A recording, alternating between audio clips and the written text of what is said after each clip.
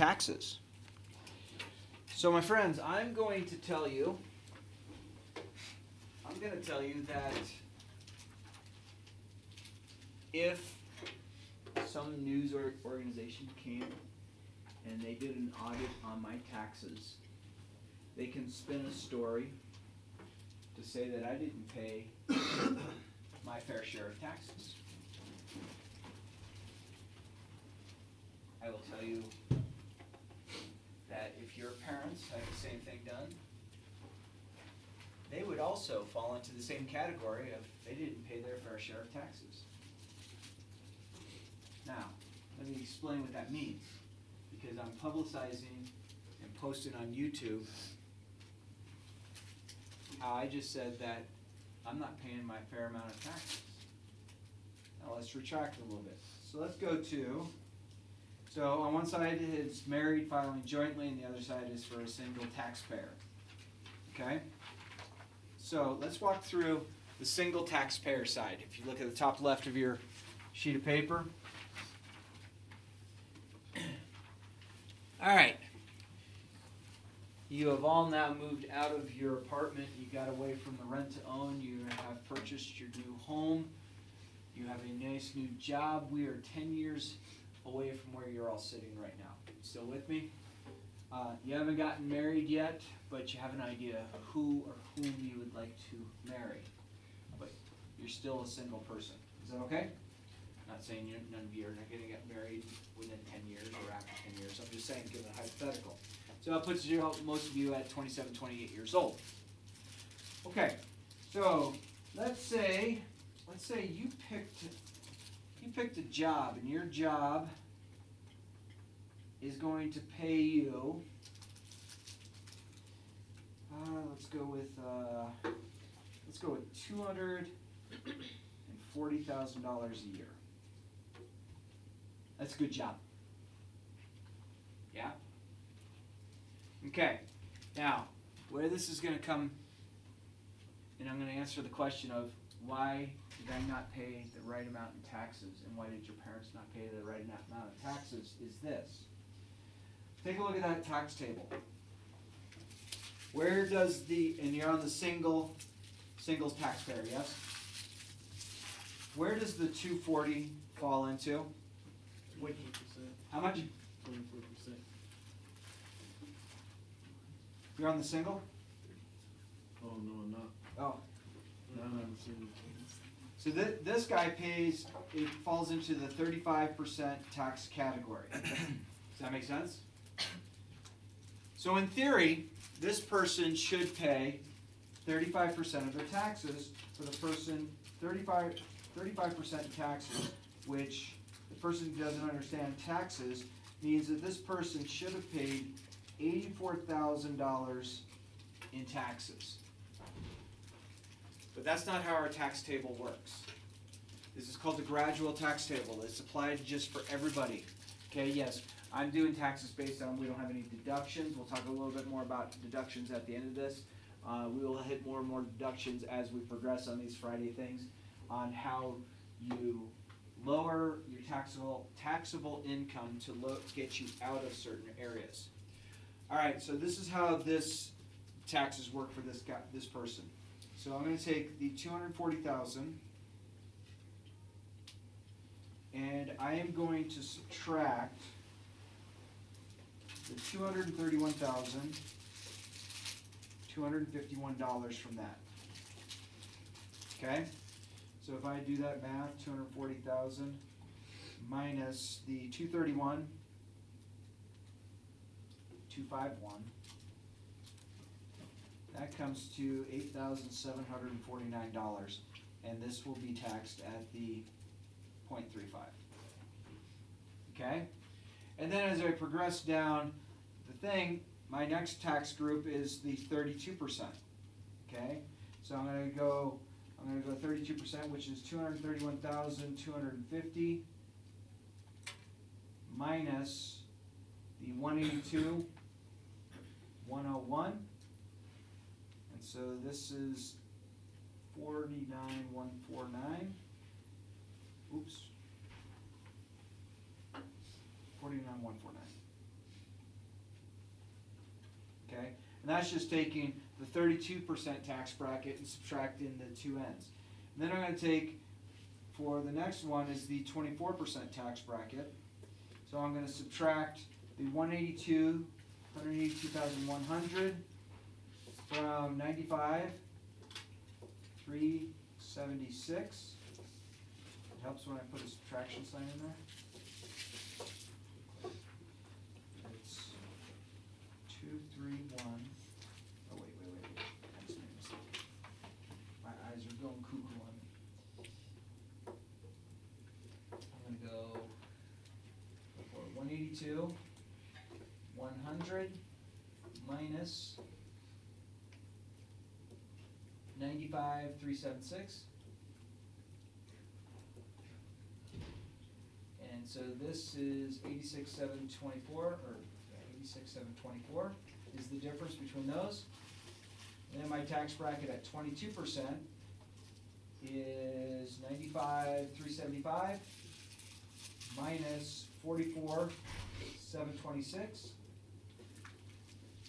So this is 50,649. And then I'm going to take $44,725 and subtract that from $11,001.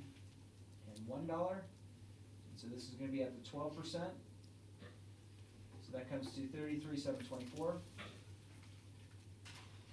And then the last one, the $11,000 is taxed at 10%. Okay? So if this was truly what you made in a year, we're going to multiply all of those values together. So I'm going to go 8749 times 0.35, which comes to, and I'll just round this to the nearest dollar, 3062. Okay, so let me kind of move this out of the way.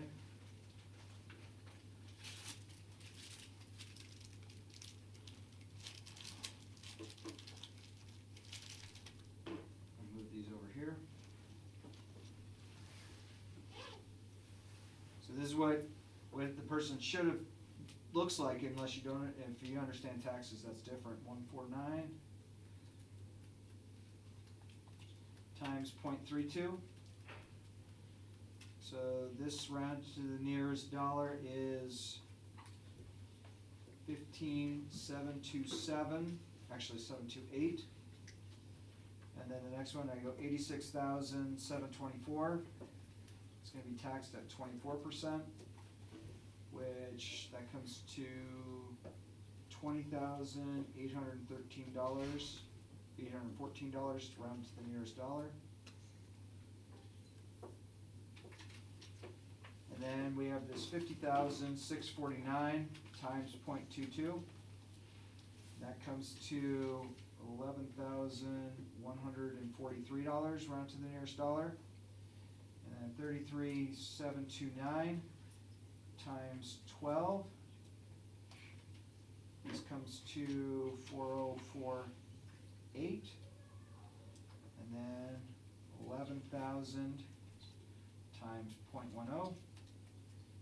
This comes to 1,100. Okay, so what we have to do is now we have to total up these values here, and that's what we'll have to pay in taxes.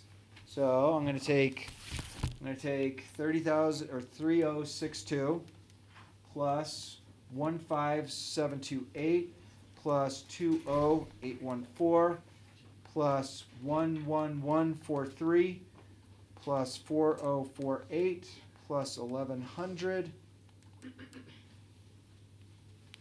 So this totaled, me adding this up, comes to $55,895 in taxes.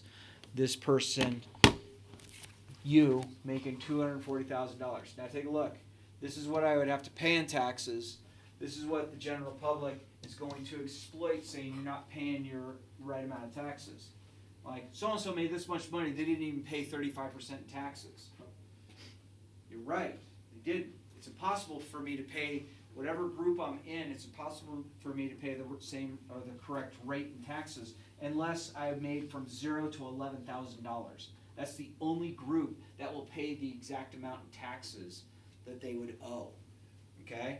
So if I were to take 55,895 divided by the $240,000 that I made, this comes to 23.3% in taxes that I paid. So, a lot of times you might hear a story, you might see a forwarded message that this political figure or this actor or this actress, they didn't pay what they should have paid in taxes. And you're like, wait a minute, like they only paid 23.3% of what they did. They should have paid $84,000. No, it's a progressive tax scale. Okay, you're not taxed the full amount on your money. Yes, the more money you make, if you look at that, if you make more than, as a single person, make more than $578,126, whatever above that you make, you're going to pay 37% on what that is, not of your entire net worth. If you make $1 million a year, you're talking about $322 or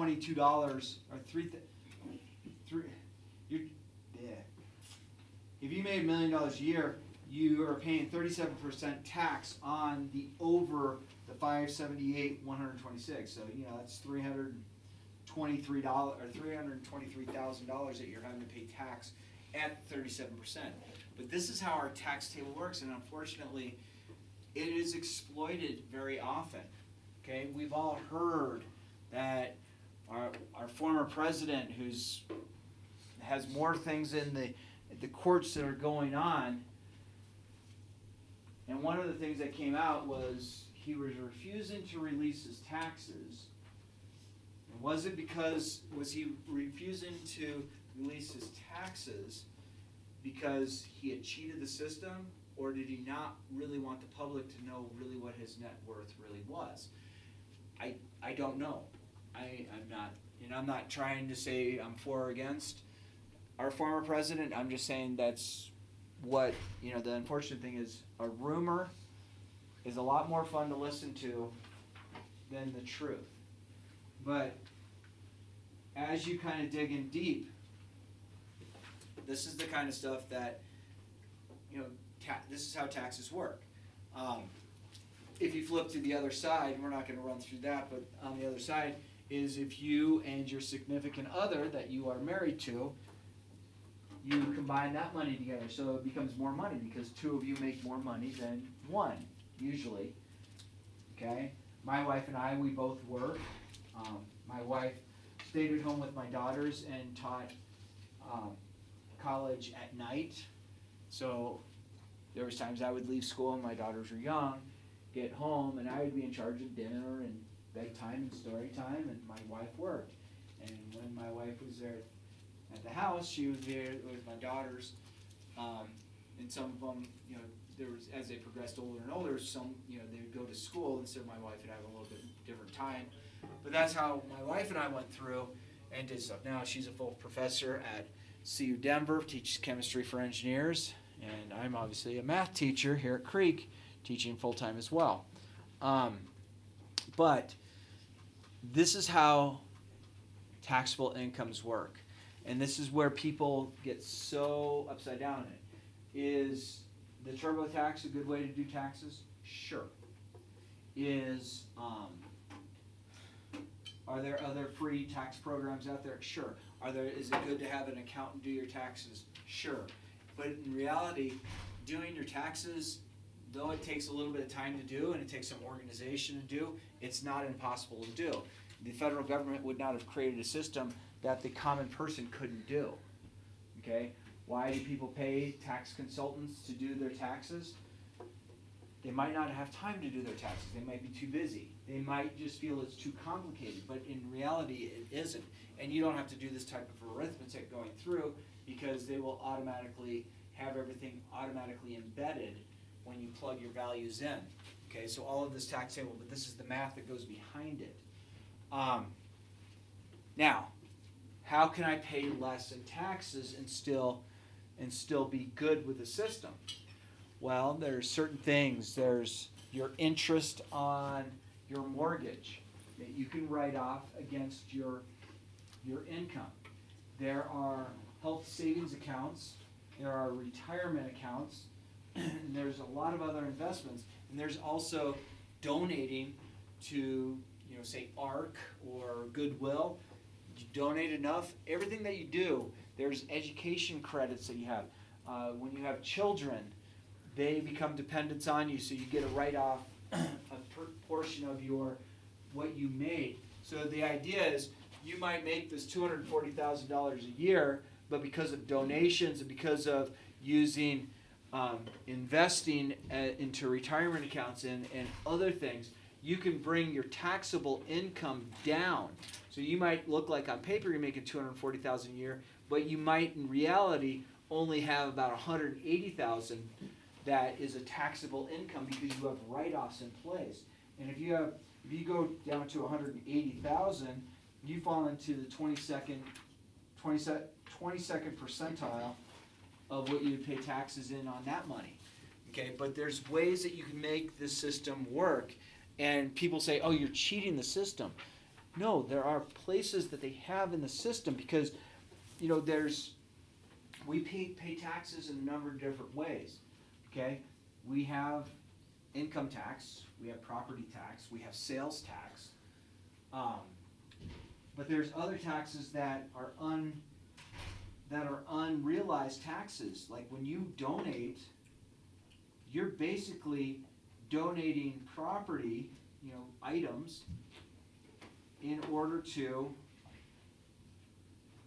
lower your taxable income. It is legal to do, and I highly suggest it. What good does it do by donating old clothing or a car or anything like that? You're providing opportunities for others who might not be as affluent as you are to give them opportunities to have a nicer life. Okay, so there's lots of places that our taxes do work. So as far as retirement accounts go, they realize that as our population gets older and older, and as you get older and older, when you get to a retirement age, they want people to retire at a certain age. They won't publish it, but they want people to retire. So your job that you left and you retired from opens up that opportunity for a younger person to come in and have that job. As far as being a teacher goes, there's a huge teacher shortage nationwide. It's not just here. Here at Cherry Creek High School, we don't have a teacher shortage in this school because this is a very desirable place for people to go and teach. Okay, you guys are incredible people to teach. I'm absolutely honored to teach you guys every day. But we don't see that. But there's other school districts that are desperate for teachers, so they're trying to offer teachers incentives to stay. Some of the incentives these days that are offering teachers, free housing allowance. So an incoming teacher making $50,000 a year could still live within the region of where they work. That's not a forever thing. That's just to say, well, let this person get some traction under their feet, save some money, then they can make an investment in a home once they've been able to save money. A big thing that's out there, and you guys keep hearing about it over and over and over again, is to eliminate student debt. Okay, I had debt when I got done with my undergrad and my master's. When I got married, I owed the federal government because I took two different types of loans out. I owed $17,000. I got married. My wife said, "We're not going to have this. We're going to check for $17,000," and paid off my student debt. I mean, I was kind of grateful for it. I was like, "Holy cow! I got married. Now I'm debt free. Yay!" Probably should have divorced her at the time. I'm just kidding. Just kidding. Debt free, all right. But those are some things that how taxes work. Okay. Have any of you ever seen the progressive tax scale? Is this a new thing? Some of you might have taken some business courses or finance courses, might have seen it before, but this is exactly how our federal taxes work. It's a very similar thing of how state taxes work. You certainly could live in certain states that don't have an income tax. When I lived in Nevada, I didn't have a state income tax, so I only had to do federal taxes. I didn't have to also do my state taxes because Nevada didn't have it, okay? But every state that you live in, whether you have income tax or not, some people say, oh, I'm gonna move that state because they don't have that. Well, that means they have a higher sales tax on stuff.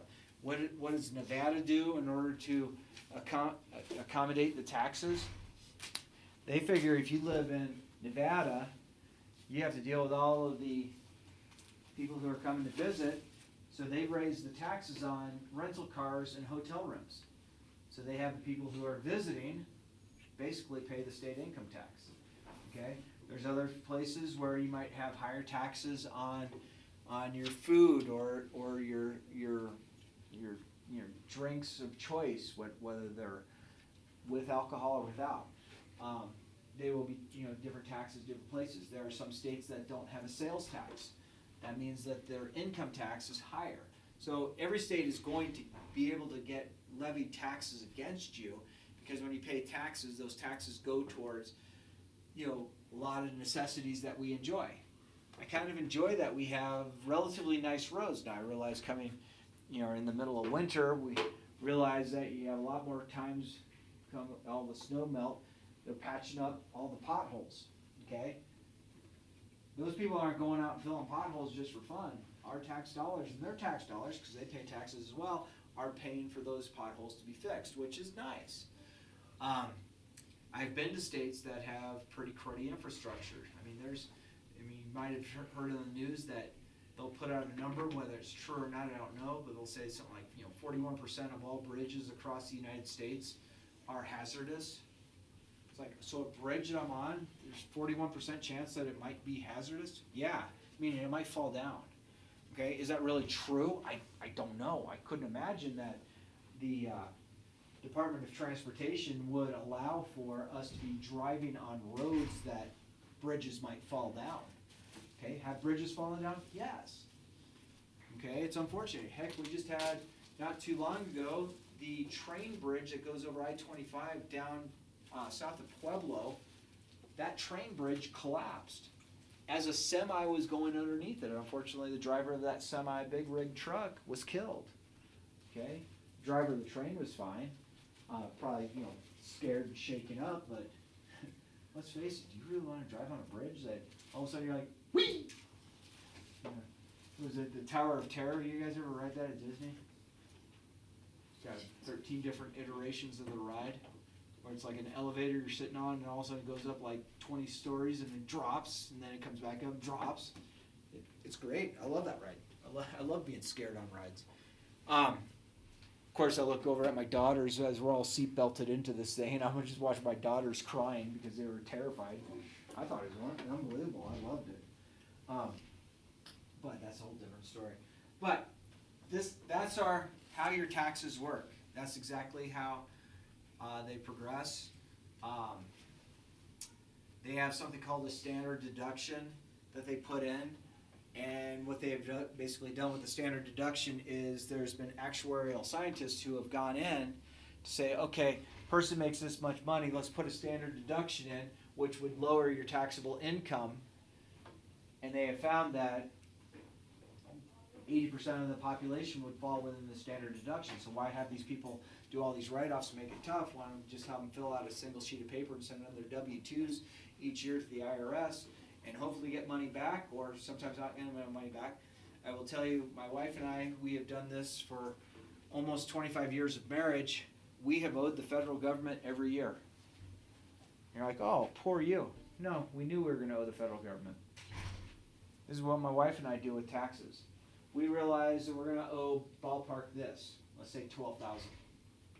Okay? So we save $12,000, put it into some sort of money market, make interest on that money, and then when it's tax time, oh, we owe $12,000. Oh, okay.